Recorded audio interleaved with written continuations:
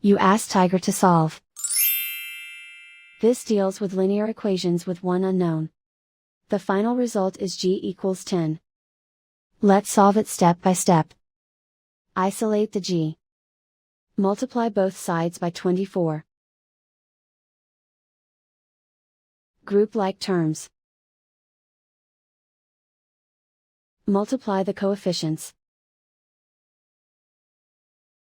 Simplify the arithmetic. Multiply the fractions.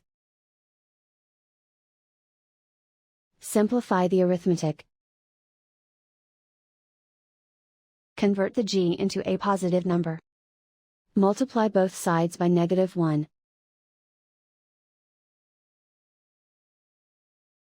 Remove the ones. Simplify the arithmetic. And so the final result is g equals 10.